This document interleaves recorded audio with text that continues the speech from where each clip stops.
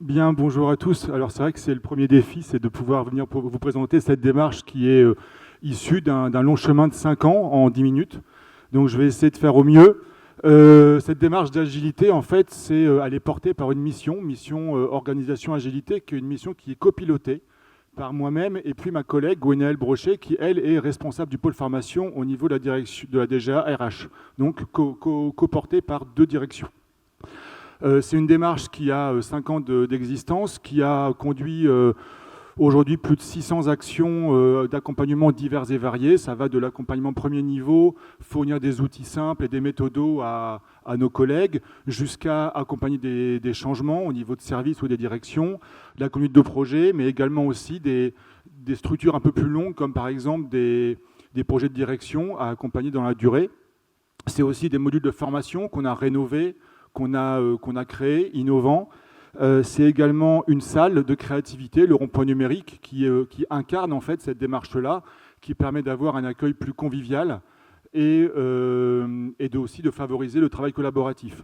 Et c'est notre grande fierté, notre dernière action, c'est une communauté de facilitateurs en intelligence collective. Donc je vais essayer de vous raconter tout ça dans une petite histoire. Avant de vous raconter l'histoire, je voudrais vous parler de cet animal-là, l'éléphant.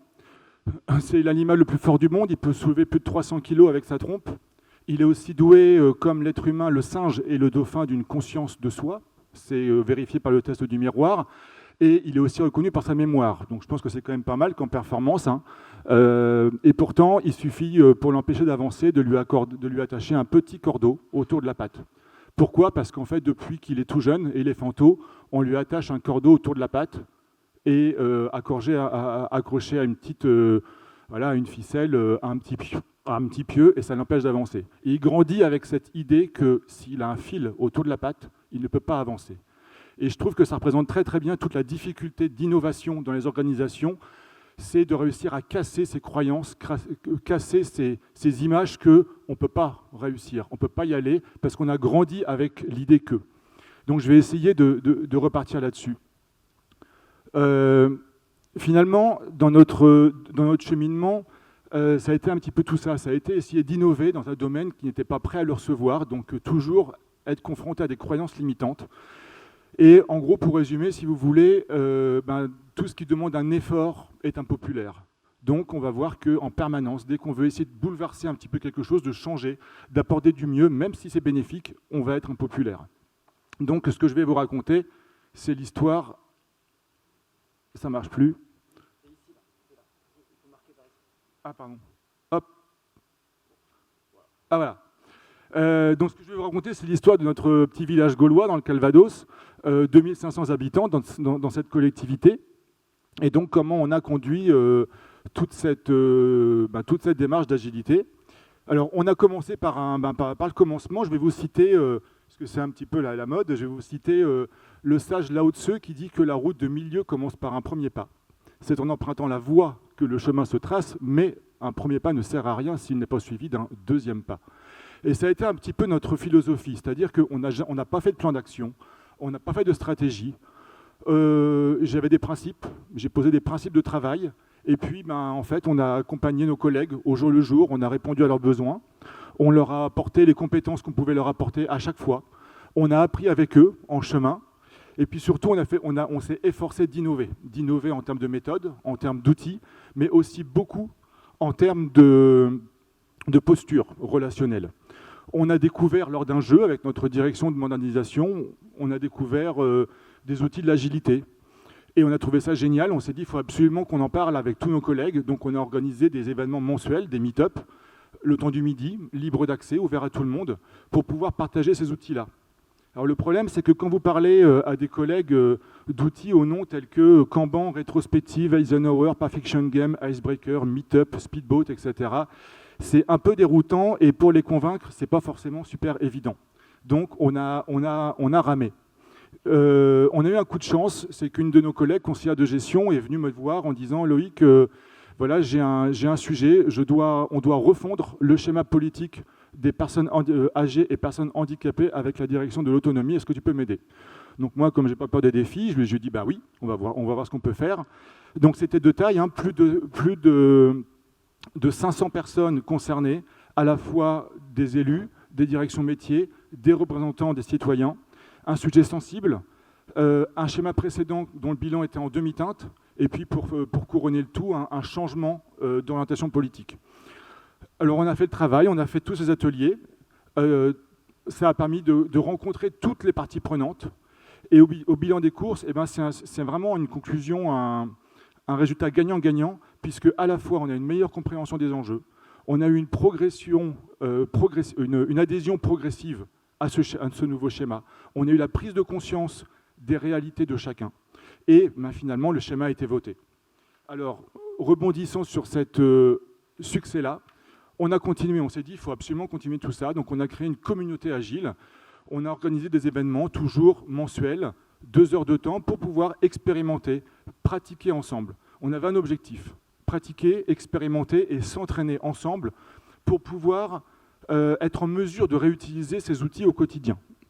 On a aussi créé des nouveaux modules de formation, on a créé des matinales, donc des formats courts, sur des sujets très spécifiques. Alors par exemple la cohésion de groupe, l'animation de réunion, la conduite de projet, comment faire un pitch pour être percutant sur la présentation d'un projet, mais aussi les outils collaboratifs. Donc ça a avancé, mais c'était long et laborieux. Parce qu'en effet, la problématique, c'est comment faire pour faire comprendre qu'un jeu, une balle, un bout de bois, une baguette de bois, peuvent aider des collaborateurs à adhérer à un projet qui est important pour leur chef. C'est pas facile. Donc, on a eu des difficultés, j'en ai là, hop, voilà. Donc voilà, on a créé tous ces nouveaux modules de formation et on a fait un pari.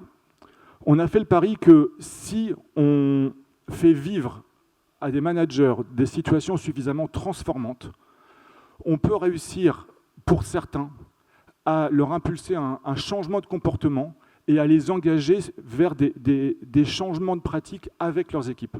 Donc on a essayé.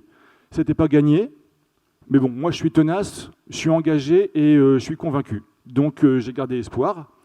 Et à un moment donné, quand la préparation rencontre l'opportunité, certains appellent ça la chance, la directrice de la maison de l'enfance et de la famille est venue me voir en disant moi je voudrais faire une journée de cohésion, j'ai mon équipe d'encadrement qui est en sortie de crise, c'est très compliqué, je voudrais faire une cohésion de groupe avec toi.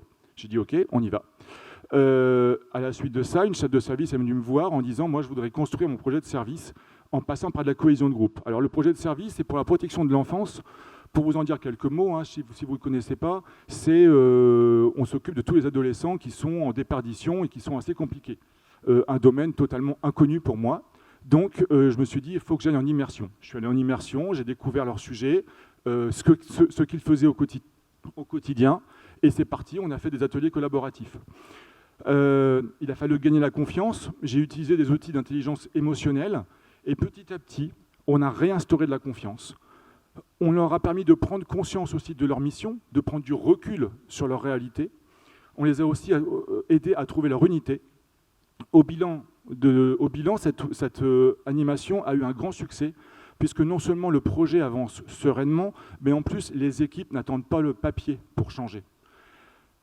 C'est une vraie réussite, il y a un nouveau management qui se met en place, en douceur, en confiance et dans le respect de chacun. Donc, fort de cette expérience, on continue.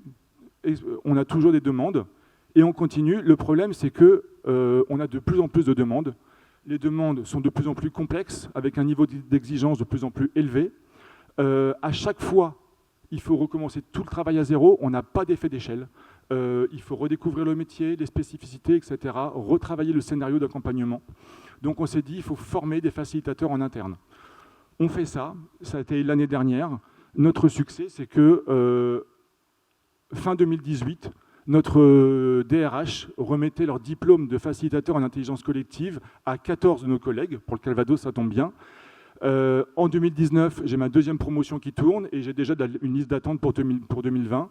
Donc, grosso modo, on pourrait considérer que c'est une très belle réussite.